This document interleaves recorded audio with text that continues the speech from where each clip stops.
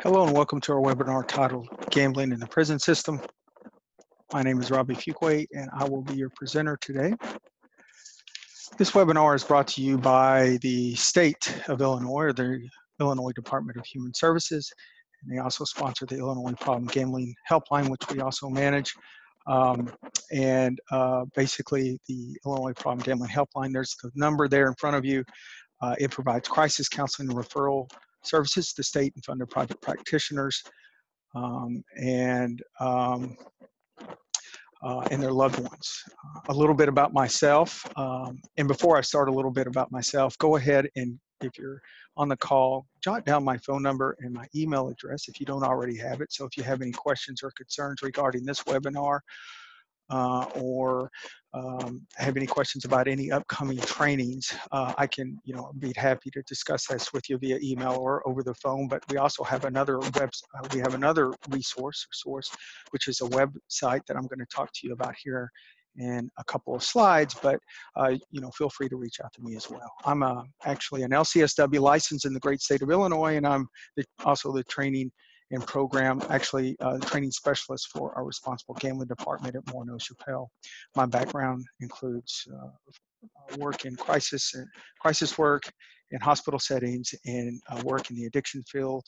And I also actually started with this company when we were BDA as a clinical associate, answering our problem gambling helplines nationwide, with Illinois included, of course. And I worked on the C2C team, which provided the phone counseling to the clients who called in on the Illinois Problem Gambling Helpline.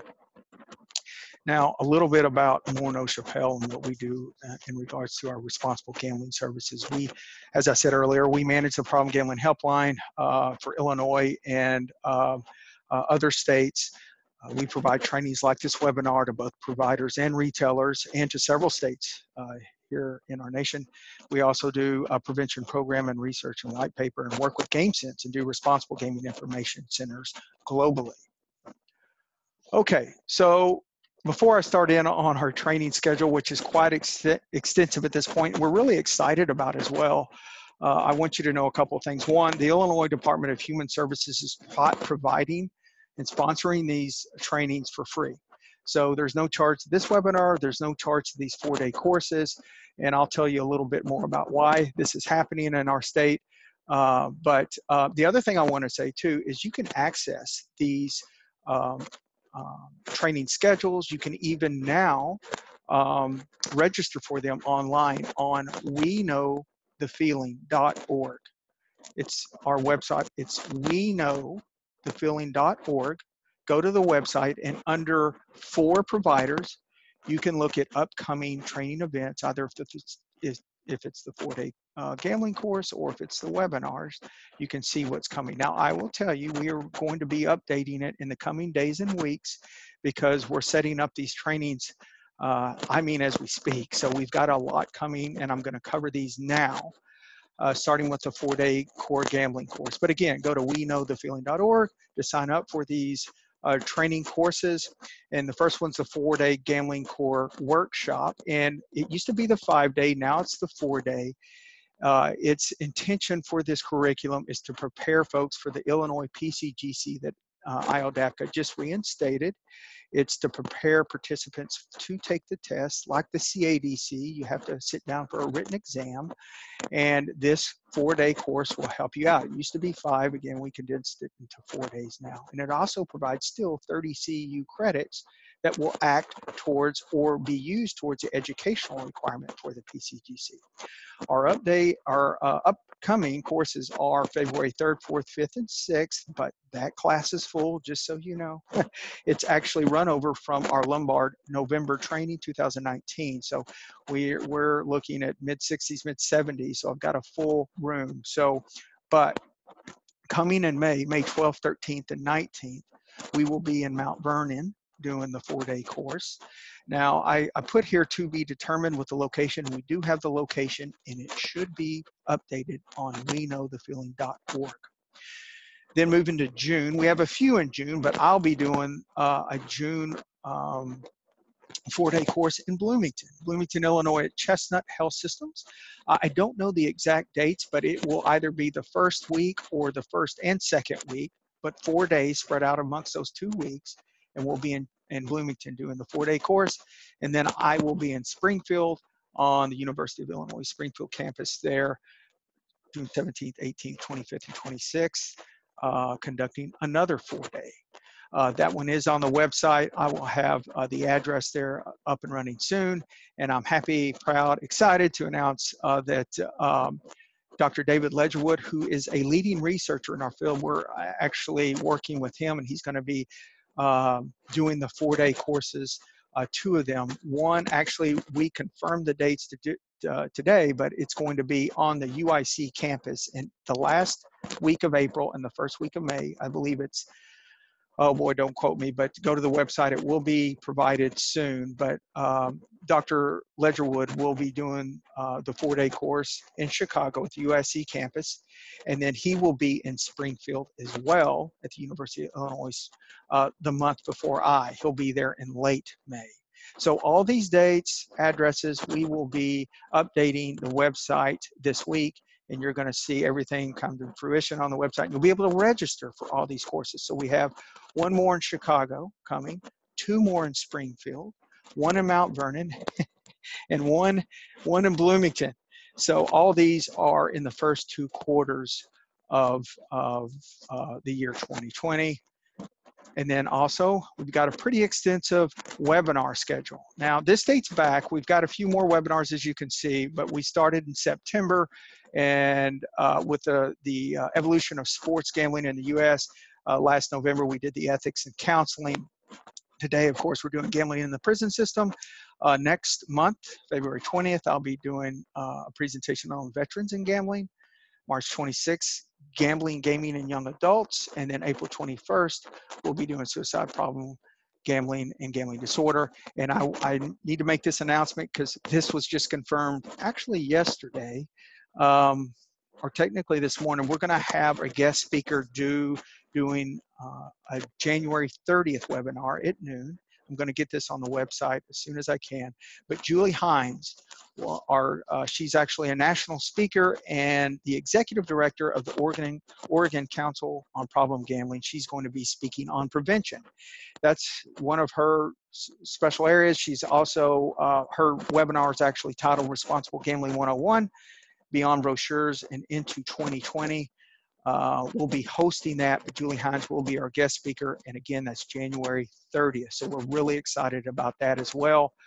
WeKnowTheFeeling.org. That's the webinar, that's, the website where you can check out all these trainings that are coming. They're all at no cost to you. Thankfully to the Illinois Department of Human Services. Thank you.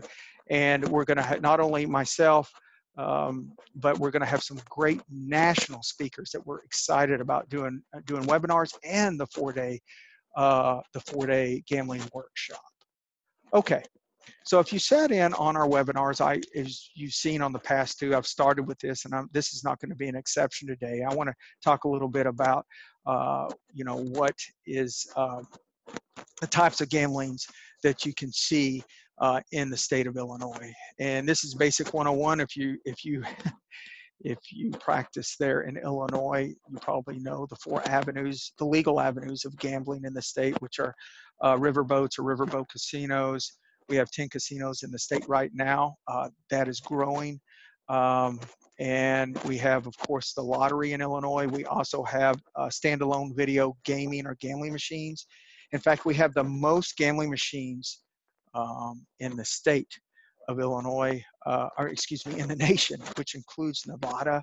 We also have horse tracks and horse betting or racetracks in Illinois. And the reason I like to show the different types of gambling again is to better prepare folks who might be walking into wanting to serve this population. And if you're new, we want you to know, what types of gambling are legally, provided in Illinois.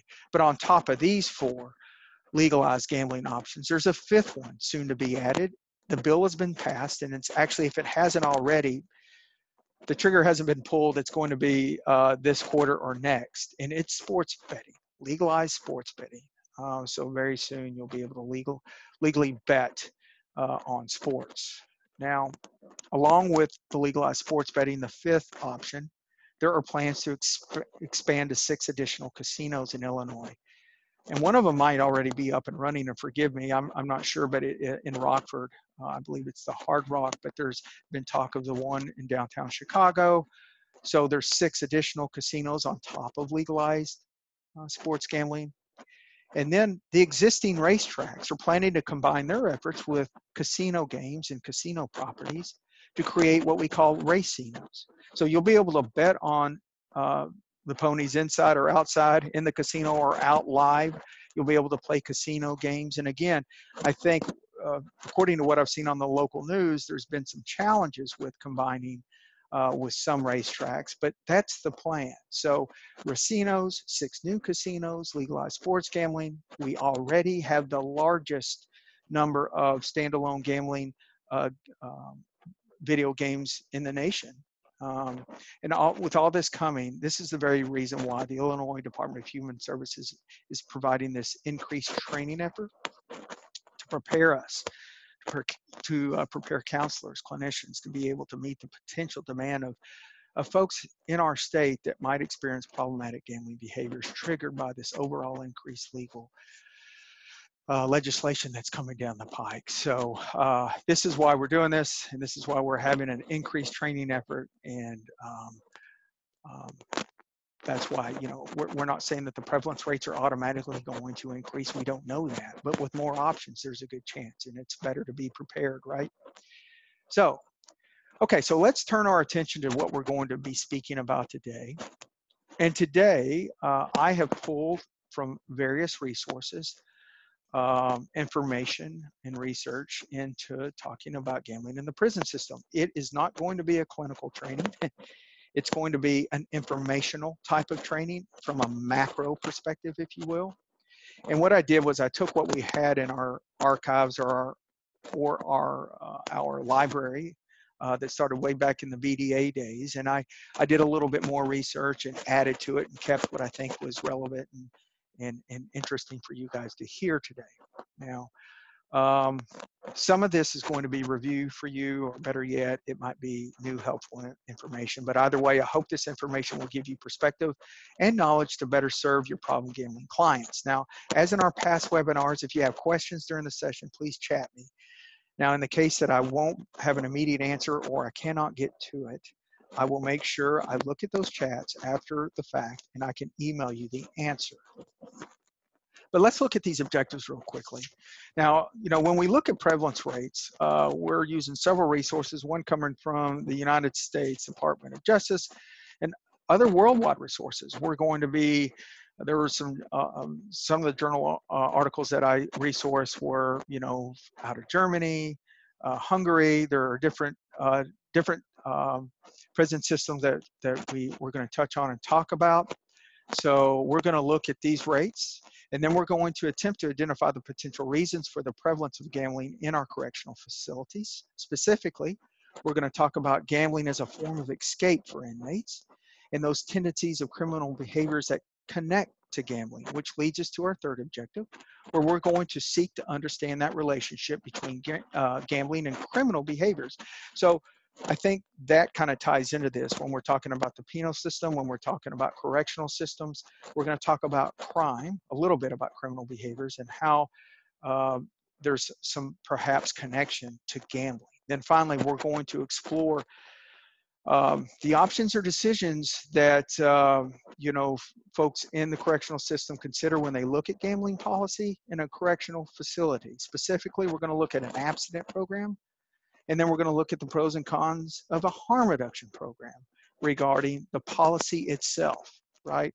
And looking at all the issues that might be involved, okay, with setting gambling policy in our prison system. That's our agenda. It's kind of set up in 4 quarters there. But again, there's going to be a whole lot of information, but we're going to take a macro view. It's not really a clinical training today. We're just going to try to increase your knowledge to give you some perspective of what gambling looks like in the prison system. And we'll talk a little bit about criminal behaviors too. So let's start with prevalence rates. The first one, I know what you're See in there is 2004, but I think coming from the United States Department of Justice, it's going to give us some perspective here that it's 3 to 5 times the rate of problem and pathological gambling in the system than in the general public. There's 13% of folks in the system committed assault for money, and they are more likely to sell drugs than other arrestees, folks that are tied to problem gambling, gambling disorder, and a third admitted to robbery in the last year. Now, that they're more likely to sell other drugs and arrestees and the assault for money, these are folks in the system itself, and what that pretty much is saying, you know, goes without saying that these stats kind of fit that illusion or distortion that perfectly fits with a problem gambler psyche. I mean, most gamblers, if there are crimes committed, they're less violent because it's all about trying to find, trying to get that money to support their habit. Now remember that it's 3 to 5 times higher the rate of problem gambling or pathological gambling in the system than the general public. And again, 13% of those committed assault for money, trying to find money to support that habit. And remember, hint, hint, that 3 to 5 times higher, because we are doing polling questions today, and that might be on your poll question. Okay, so this comes from a recent study in 2014 with a global perspective, and it comes out of Germany. And it shows that the higher prevalence rates among pretrial detainees and prison inmates at the entry of the system. Now, I refer to these rates as higher because think of the reported prevalence rates of the general population being, 2 to 2.5%, or per Dr. Schaefer's study out of Harvard, he said 0.4 to 2%, but it's probably right up around 2.5%. And this study shows that 6.6% of the nearly 800 screens of pretrial detainees going into their system, their prison system, scored positive on the Libet tool, and 7.3% of 1,200 inmates recorded positive on a full-scale survey at entry. Okay, so what this is showing is this could tie, the gambling behaviors to criminal behavior, right? Because they're saying at entry, the folks were almost doubled, more than doubled, what the rate of gambling disorder and problem gambling is with the general public. Now, another point of significance here with this study, I do want to say that the participants were all male. Now, if they had included female inmates under the same circumstances, the results potentially might have been different, maybe lower, I'm not sure, but either way, these numbers more than double the 2 to 2.5% that is often quoted for the general public. Also to note, the severity levels weren't specified according to DSM criteria. They could have all been mild, I'm not sure. But at the end of the day, those coming into prison were almost doubling what that was of the public's prevalence rate is, or the general population, excuse me. Okay, so here are numbers from Canada that are even higher on a study that's shown in their federal system now, scoring 9.4 from the problem gambling severity index to 6.3 with the DSM, and then 13% when administering the SOGs. R.J. Williams did a lot of research in this area, and he found that as many as a third criminal offenders meet criteria for problem gambling, and about half of those that committed these crimes reported did this to support their gambling. That's telling as well.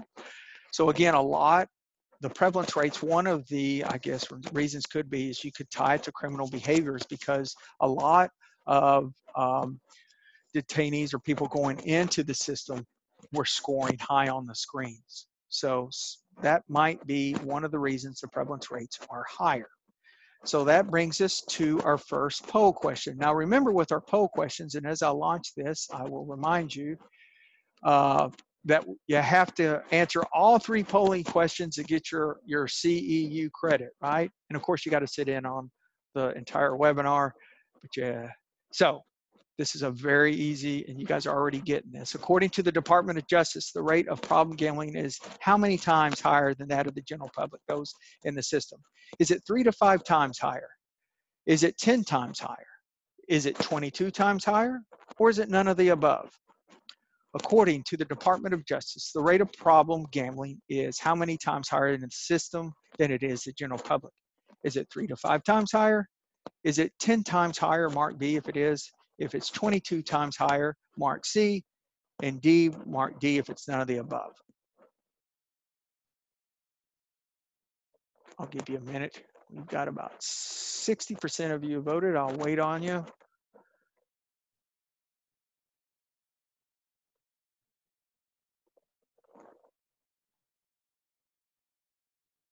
We're up to 78%. I'll give it about maybe 10 more seconds. Now you should get this one. I gave you this one. This was 2 slides away, right? 5 more seconds.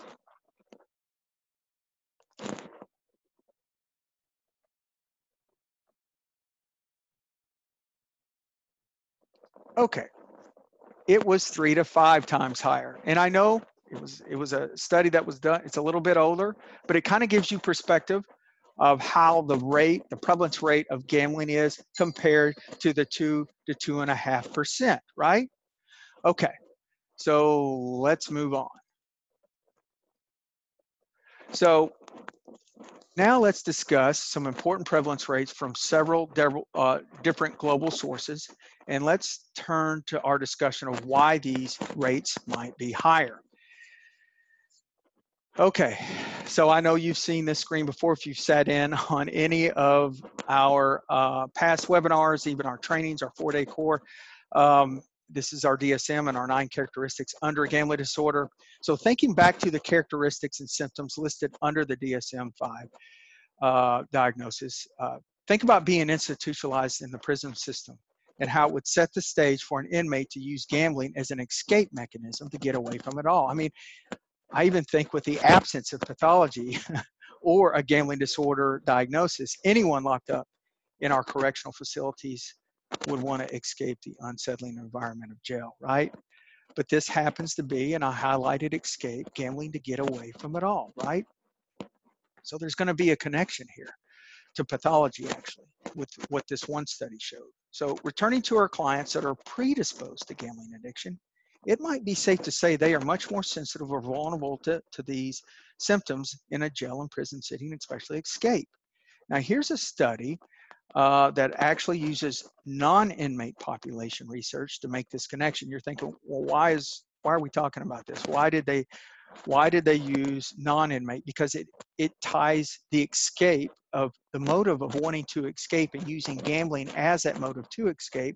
They tie that to folks who perhaps are very vulnerable to the actual pathology of this addiction. Dixon and Johnson originally used this gambling functional assessment called the GFA, the acronym. It's a GFA survey tool to assess for contingencies regarding gambling behavior. And he used these categories, or they use these categories as money, which is a tangible outcome. The second category was the social aspect of wanting to fit in.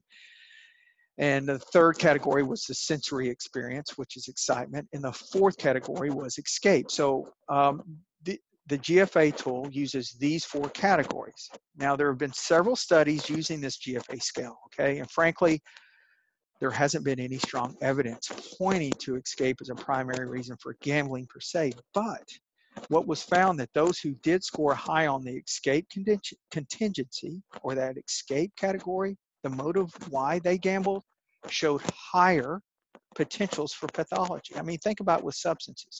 If someone might drink a beer for the taste, that's great. But if they're drinking a beer to escape, there's probably a pretty good reason, why. And there could be a tie to alcohol use disorder. The same thing with gambling. If they're using gambling to escape versus just for the fun of it or pass the time, then there's a greater chance or potential for having a diagnosis of gambling disorder. So how does that actually connect to our inmate population? Well, think about, as I said earlier, the unsettling and unstable environment of a correctional facility could trigger this, right? And when you include the results of what I just talked about, this study, specifically the presence of pathology itself with problem gamblers that scored escape as their primary contingency on this score, that could really set the stage for this triggering in someone who was genetically predisposed to any addiction or gambling disorder itself. So you mix prison with the escape pathology, the gambling disorder potential would be very high. So here are the implications of the study. If the inmate population turns to gambling as a means of an escape, it's triggered in there because of the aversive nature of the prison environment itself. Then there's reason to believe the rates of pathological gambling would increase after incarceration, resulting in the person exiting the system with an acquired addiction, right?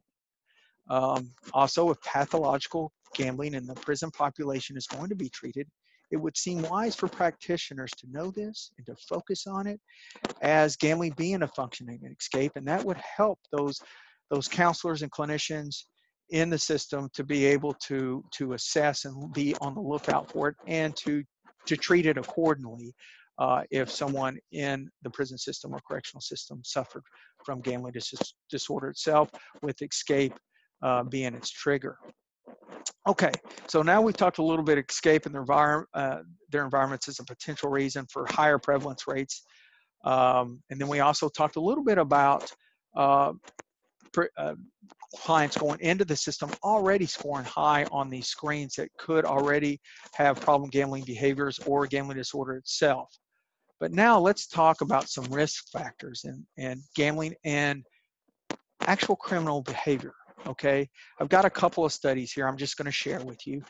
And individuals that suffer from problem gambling share 3 common risk factors from this study that we found that are actually incarcerated in the prison systems. This could help us explain or help give some insight on the higher prevalence rates in the prison system.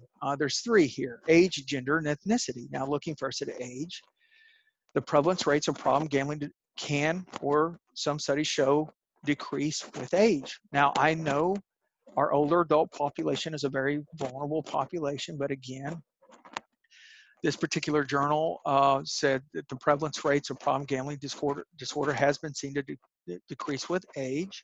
And according to the Bureau of Justice, 56% of the male inmate population is less than 40 years old, and for females, less than 66% of inmates are less than 40 years old. So folks that are incarcerated seem to be younger, and again, the problem gambling decrease, according to some studies, decrease with age. Then moving to gender, males report higher levels of problem gambling versus female, right? And the Bureau of Justice, although the female population I know is growing, but on average, the male population is still slightly a bit higher. But in the Bureau of Justice reports, in the prison system, 1.5 million individuals were incarcerated in the U.S. in 2009, and 93% were male. I mean, that's a huge discrepancy, right? 93, that would only leave 7% female. And looking at the third overlapping risk factor of ethnicity, folks with ethnic backgrounds reportedly report suffering from problem gambling more than the majority. And Hardeman, Glooby, and Hodgkins report that Native Americans display pathological gambling up to 15 times higher than the rate as Caucasians. And the Bureau of Justice reports that only 1/3 of these males that are incarcerated are Caucasian, and less than half of the female population are Caucasian.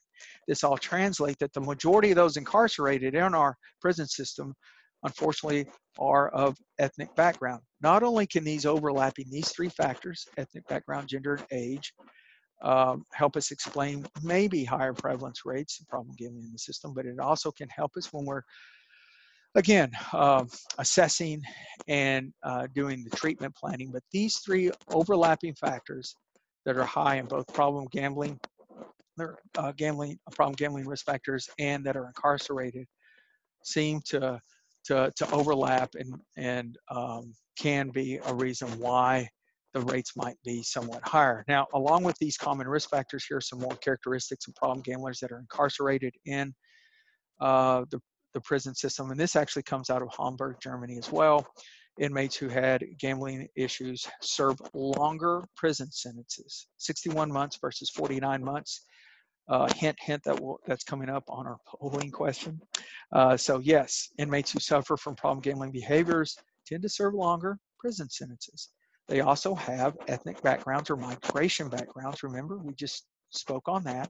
And just like the general public, the rates for problem gambling and gambling disorder are less prevalent than substance abuse, even in the system, even behind the walls. 80% of folks who suffer from problem gambling had debt compared to 60% of other inmates. Other prisoners, not those who suffer from problem gambling behaviors, but other prisoners were more likely to commit violent crime than the gamblers. Perhaps that could be tied to, they just want the money, even behind bars, because they were more likely to commit theft, robbery, and burglary. So that's something that's interesting as well. Now, here are 3 potential reasons that I use from another webinar that we did on embezzlement, which is a white-collar crime, but it states that the impulsivity and sensation-seeking element of criminal behaviors and personality are common with certain gamblers, like action gamblers. 2, the criminal background involves obtaining money illegally, and gambling can be used as kind of a shortcut to obtain money very quickly, which can be tied to, criminal behaviors can be tied to, hey, how am I going to find a shortcut to this? And if gambling, they see that as a shortcut, perhaps they are going to be more apt to undertaking that. Along these same lines, crime is seen as an answer to fixing all gambling-related economic crisis. So that could be connected to gambling. Hey, I'll just go steal some money, and then I'll pay it back like an embezzling. So that can be connected to criminal behavior in that way. So they can, again, use crime as that shortcut to fund their gambling habits, which also fuels their need for sensation-seeking, that adrenaline rush that comes with being an action gambler. Okay. So here's, staying along the same path, here's a study that came out of Hungary. Now, I'm just going to show the relationship, and it shows results that connects gambling, problem gambling with criminal behaviors, and folks who were incarcerated in Hungary. Again, this is another study done with a global perspective. And this statement here below just shows, demonstrates the persistence of gambling behaviors despite the government's intervention in Hungary to terminate gambling machines there. This only caused a shift in the type of gambling that folks chose after the preferred gambling venue was gone or was closed. So, when we tie this to the higher prevalence rates connected to crime and those incarcerated in Hungary, this study, what it did was it started in 2009, and it asked folks that were incarcerated, asked them some questions, and then 5 years later, asked them the same questions to show if there were any increases, decreases, or any fluctuations in criminal behavior. And again, this connects those who are incarcerated with gambling and criminal behaviors. Now, the first one asked the percentage of inmates who reported no gambling problems or no type of addictions at all, and this pretty much stayed stable, at 33%. Technically, there was a 0.7 increase, but if we move to the second percentage, it asked about the inmates that are at risk for problem gambling behaviors. It actually went down 5% over the 5-year period, and this could be interpreted by it could have been a demographic change. It could have been the inmates themselves changing their behaviors or policies in the prison. But the percentage of inmates with a gambling problem actually increased from 36.4 to 40.7. This could be due to a change in policy towards, maybe a harm reduction approach there in Hungary in their prison system to allow it. But I believe all 3 of these areas can be affected by actual population changes or policy issues themselves. It also covered increases and decreases in these types of crime. This could give us some insight perhaps on how those folks that are incarcerated and the types of crime that they commit in the system. Burglary rates stayed stable at 7% over the 5-year period. Problem gambling inmates that reported crimes involving violence decreased by 50%.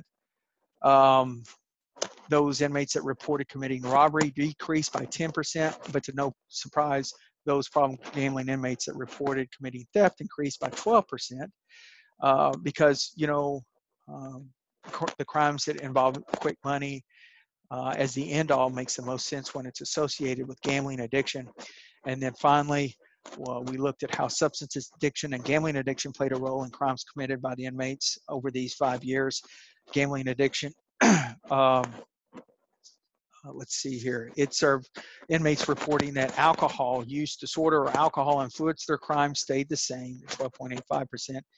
Inmates reporting their drug habit or substance use disorder influenced their crime rose from 19.3 to 21.4 over the 5-year period. Inmates reporting that both alcohol and drugs influenced their crime committed actually fell 5.71 to 4.281 or 4.28, and then our focus of attention falls on gambling addiction, and it fell from 12.14 to 9.28. The takeaway on here is, you know, the prevalence rates are pretty much the same as far as when you compare crimes, or excuse me, when you compare gambling disorder prevalence rates to substance use prevalence rates. They're lower in prison and in the system than they are uh,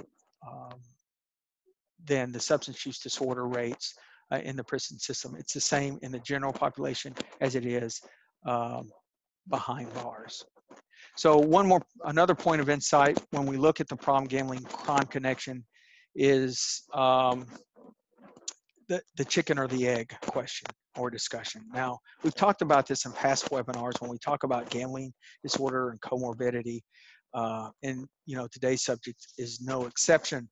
By determining if the problem gambling preceded or the crime before or after the act will definitely be helpful for us when we assess and do our treatment planning in the prison system. I mean, this could give clinicians further insight into the gambling crime connection. It might even assist issues of inmates developing gambling problems after incarceration. So, you know, if gambling is their primary and their criminal behaviors are, let's say, secondary personality disorder, you know, if we treat the gambling disorder first, perhaps we can help crime rates within the prison systems. And think about if we do this in our communities now, you know, if we know that the gambling disorder was the primary, then it's going to help us assess and perhaps help the crime rates overall. Now, there was one more quick note I want to make on this, and another potential reason I already spoke on was this particular study showed that 33% of offenders met the clinical criteria for problem gambling prior to prison. And when they even compared that, this one study here on our screen, when they compared that to the military, they basically were saying, hey, you know, folks are coming in prior to being incarcerated, having gambling behavior, problem gambling behavior. So that can be the connection to the criminal behavior itself. Now, some folks acquired or can acquire gambling disorder after they have served their time. But either way, this is another explanation of why the prevalence rates might be higher, because it's connection to criminal behavior. And that brings us to poll question number 2, which asks, let me get to the second one here. Okay, so problem gambling inmates tend to what? Do they A, commit less violent crimes? Do they B, have migrant or ethnic backgrounds? Do they C, serve longer sentences? Or is it D, all the above? So problem gambling inmates tend to what? Do they A, commit less crime? Do they B, have migrant backgrounds? Or do they C, serve longer sentences? Or do they do all three? They commit less crimes, less violent crimes, excuse me. They have migrant or ethnic backgrounds, and they serve longer sentences.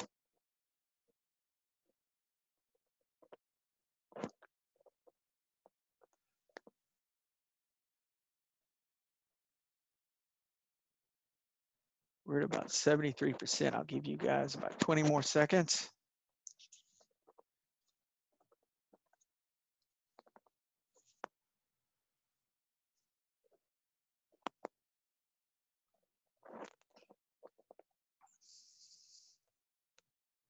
Ten more seconds.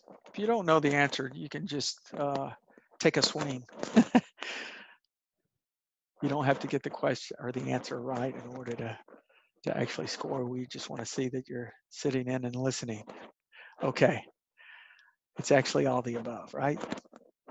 So problem gambling inmates tend to commit less violent crimes. I've been talking about that all throughout kind of the webinar today. You might have already known that, because again, I mean, I'm sure some commit violent crimes to get money, but money's the end all, so they can support their habits. They have also migrant or ethnic backgrounds. I talked about that one study at length. One of the overlapping risk factors was ethnic backgrounds, but a lot of with ethnic backgrounds are migrants.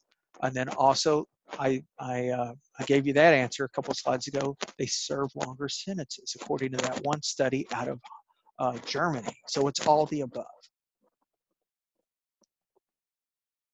Okay, so that concludes our talk on prevalence rates and their explanations and some insights and reasons related to potential criminal behaviors that's connected to gambling behaviors. So now let's talk about policy, specifically harm reduction and abstinent policies. Now, here's a little bit of history behind prison policy and gambling. This might help you to understand how we've arrived where we're at today. And I think it all started in Nevada, right? Out of all states. In 1932, too, because I believe in 1931 is when Nevada, I think that's when gambling became legal in Nevada. In 1932, I guess they thought, hey, let's do this in the prison system too. And in fact, in 1932, there was a prison in Nevada where they actually had an all-out casino providing all casino games like blackjack, craps, poker, and sports betting. All was good until about 35 years later when Warden Carl Hawker, he closed the Nevada State Prison down because he viewed gambling as a non-constructive use for the inmates while they did their time for the state of Nevada. I'm sorry, he didn't close, of course, the prison down. He closed the casino down. Now later, it kind of became official when legislation followed in 1967 by the introduction of a bill that shut down the casino altogether.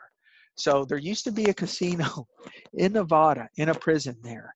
And it ran for a long time, 35 years, I believe. Now, some would argue that the resulting sentiments from Warden Hawker at the time in the Nevada prison system legislation from 50 years ago are still alive today. You might agree with them and you might not. And these are these three. Gambling worsens prison violence. Think about when you owe a debt in prison or even in the county jail. Gambling poses a non-constructive form of prison recreation, okay? And gambling in prison is negatively viewed by the taxpayers or the public. So again, this sets the stage of where we've landed today, where we're at with this somewhat, for the majority anyways. And our talk today on prison policy regarding gambling, starting with some considerations when setting, let's talk about an abstinent program first in a facility. Now, I have to say before we get started here that we, and even myself at Morneau Shepell, we're gambling neutral. You know, we're not for or against any type of policies, abstinence, harm reduction. What we are here to do is help serve those who cannot gamble in a healthy functioning way or manner, right? So, but I'm going to give you both sides of both policies, and starting with an abstinent policy. These are some more obvious reasons for doing an abstinent program in a prison or jail. If at all possible, we want to prevent inmates from developing a gambling disorder while serving time. I've talked a whole lot about folks entering the system with screening positive. But again, there's the scenario where someone who it never triggered until they went to prison, and let's say they did it to try to escape, and to use it as an escape, perhaps acquired or triggered the predisposition into full-fledged gambling disorder. The last thing we want to do is enable more problems for those in our correctional systems when they come out. And if they develop gambling problems or gambling disorder while they are in our system, it's tough to detect in prison. And when and if they do develop a problem or disorder itself, they're going to have some added complications after their incarceration, right? Things that we already know, probably if you're on this call and you've worked with problem gamblers or folks who suffer from gambling disorder, the lack of awareness, the treatment resources are slim, and it's just going to be tougher for folks who acquire a gambling addiction while behind bars.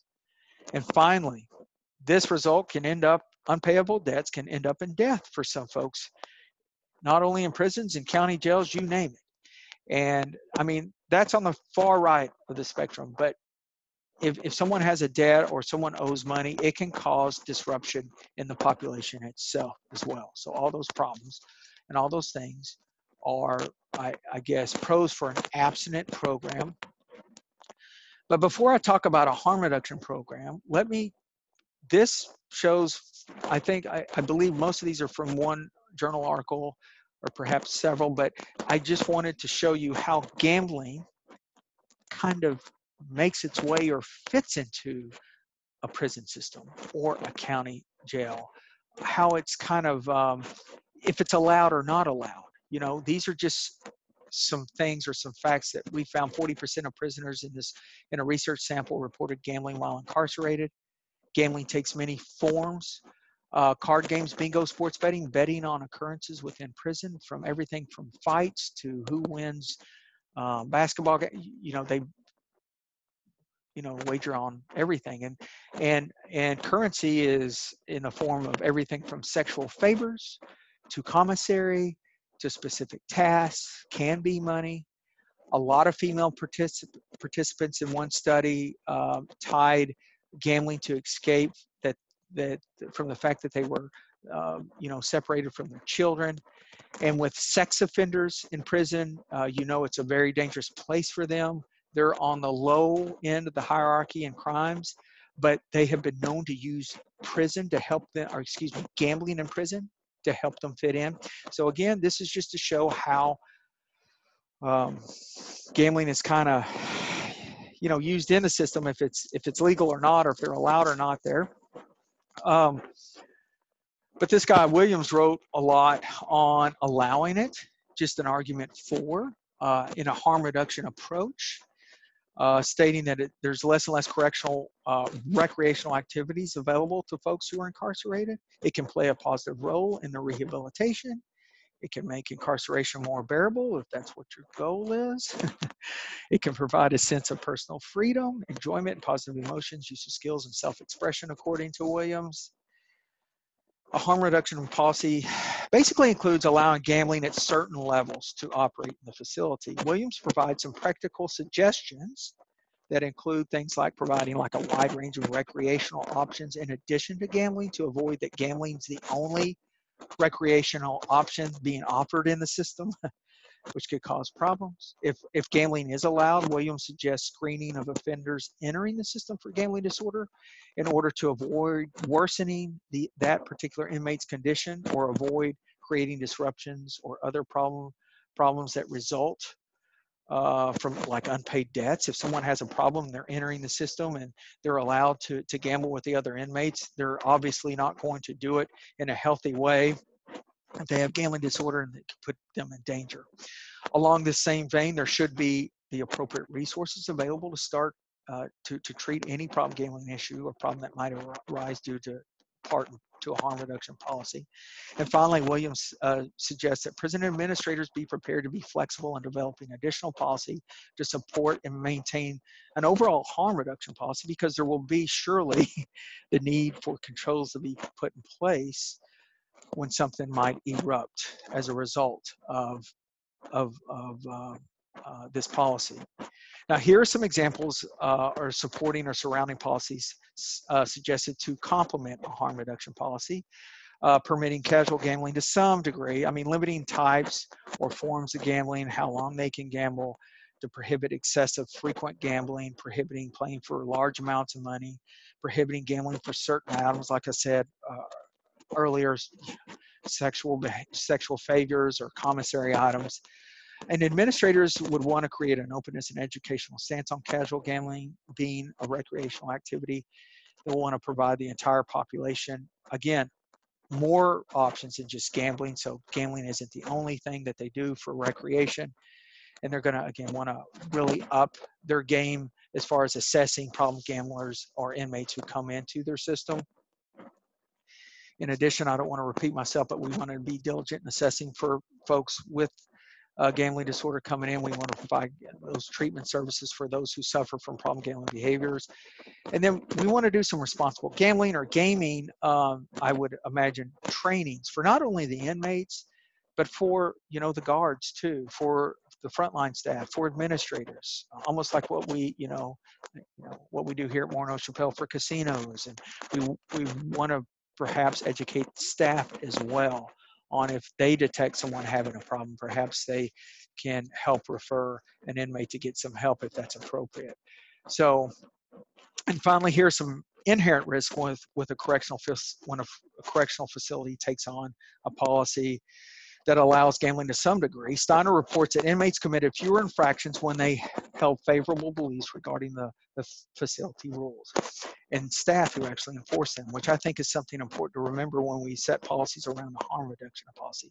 First off, remember a few slides ago I presented that prison administrators and staff will eventually or should develop appropriate policies to help keep gambling activities to certain controlled levels through the types and times, amounts, and the wagers, for instance. But that can become a very slippery slope when you think about it.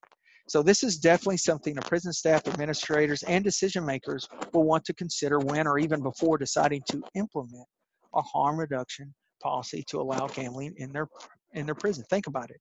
If you allow something and you take it back, with this population, it could cause disruption. Secondly, and unfortunately, sometimes our prison population doesn't respond, or folks who with criminal backgrounds, they don't respond favorably to harm reduction policies that foster responsible compliance, right? In other words, this policy has the potential to be exploited by inmates because it's inconsistent with the more firm and sometimes rigid policies that prisons have to sometimes go by with little or no wiggle room. And with these policies designed to support allowing gambling in prison, they can sometimes be perceived to be levied with inequality, or that's how it's perceived from certain folks in the population itself. Because think about it, if gambling is allowed in some capacity or at some level, and then there's the potential where some certain folks within the population are scenarios where they aren't allowed because they've gotten themselves trouble in some type of behavior, then we're going to be seeing discrepancies.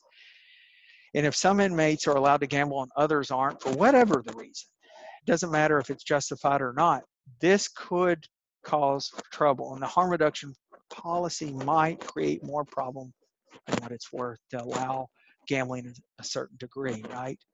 So all these things will need to be considered if you're looking to consider a harm reduction policy, allowing gambling to some point in the while being incarcerated. So that brings us to our third and final poll question. It's a true or false question. Let me launch it here. It's an easy one. True or false? Mark A if it's true, B if it's false. Sex offenders often use gambling to fit in with the general prison population. Is that true or is that false? Sex offenders often use gambling to fit in with the general prison population. Is this true? Mark A if it's true, B if it's false.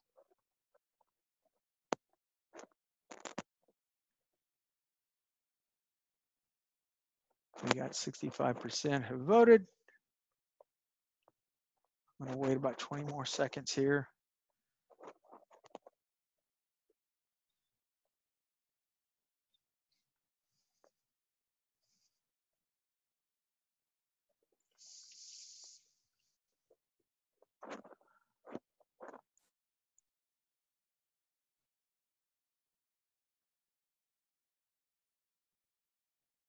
We got 73%.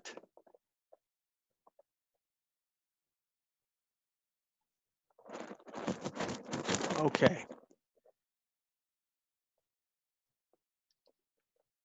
It's true. Yes, sex offenders often use gambling to fit in with the general population because on the hierarchy of crimes, they're on the low end, and they're actually, of course, if you've worked in this population, they're usually in danger in the general population. So yeah, they use this gambling to try to fit in. Okay. So our very last section of this webinar is we're going to talk about an action research project from a county jail in Iowa. Okay. Now, I know this is a very small study, but it's somewhat recent, and we think the results might have some implications for larger institutions that support policy in regards to using the correctional system, I think, as a platform to assess and treat their gambling disorder during incarceration and at release. Now, if our goal is true rehabilitation, right, in our system, either if it's the county, state, or federal levels, wouldn't treating an individual's gambling disorder addiction be a part of the rehabilitation process, right? So there were only 43 participants here that did it at release, and they used the brief biosocial gambling screen. If you're not familiar with this, if you score 1, this is a screen, it's not an assessment, so you don't, of course, set a diagnosis off this, but this kind of determines and tells us if we need to assess or forward on to treatment of some type. You know, if you answered 1 to any one of these 3 questions. So I think this study brings to light what we already know. If you're in the if you serve the problem gambling population, and we have an awareness problem, right? I mean, low awareness of the problem itself and low awareness of treatment resources. That's one of the reasons we in the Illinois Department of Human Services are doing all these trainings now. With all the legalized forms of gambling, we want to get our awareness levels out there. So let's look at the results here. Now, looking at the first point here, 21% endorsed 1 or more of, they screened for it. So of these, 6 were referred for a professional evaluation, 2 were released, and 5 of them were actually admitted into treatment. This was an increase from 0 admissions in the past year to 5. Now this translates into 30 referrals a year and possible admissions annually.